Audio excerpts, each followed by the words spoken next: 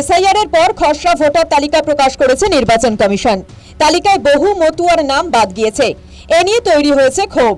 তারই মধ্যে শনিবার মতুয়াগড় বলে পরিচিত তাহেরপুরে জনসভা করার কথা ছিল প্রধানমন্ত্রী নরেন্দ্র মোদীর।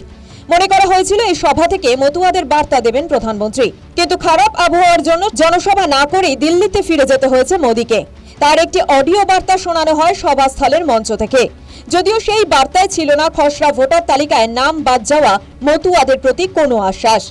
রাজধানীতে ফিরেই বার্তা দিলেন প্রধানমন্ত্রী। এক এক্স বার্তায় মোদী লিখেছেন, মতুয়া নমশূদ্ররা তৃণমূলের দয়ায় নয়, সিএএ এর অধিকারে মাথা উঁচু করে ভারতে বসবাস করছেন। তারা ভারতীয় নাগরিক। বাংলায় ক্ষমতায় এলে মতুয়া এবং নবশূদ্রদের জন্য অনেক কিছু করবেন বলে আশ্বাস দিয়েছেন। মোদীর এই বার্তার পর সরব হয়েছিলেন তৃণমূল সাংসদ তথা মতুয়া সমাজের প্রতিনিধি মমতা বালা ঠাকুর। এবার মুখ খুললেন কংগ্রেস নেতা অধীর রঞ্জন চৌধুরী। ভোটার লিস্ট থেকে একজন মতুয়ার নাম বাদ গেলে আন্দোলনের হুমকি দিয়েছেন তিনি। মতুয়াদের যাতে প্রত্যেকের ভোটার লিস্টে নাম ওঠে তার ব্যবস্থা করতে হবে নরেন্দ্র মোদীকে। সেই জন্য আমি চিঠিও দিয়েছি ভারত সরকারের কাছে, সেই জন্য আমি চিঠিও দিয়েছি ভারতবর্ষের গৃহমন্ত্রীর কাছে। এটা সহজ কাজ।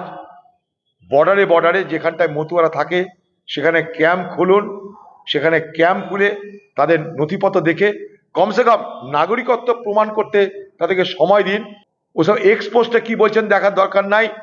ভারতবর্ষের প্রধানমন্ত্রী নরেন্দ্র মোদীজি, আপনি তাদের ভোট নিয়েছেন, তাদেরকে ক্ষমতা দেবেন বলেছেন, তাদেরকে নাগরিকত্ব দেবেন বলেছেন, এখন সিএ দেখাচ্ছেন।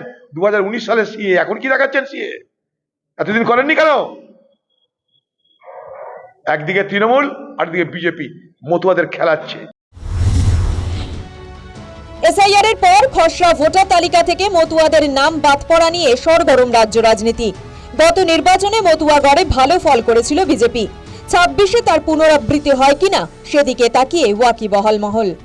News time.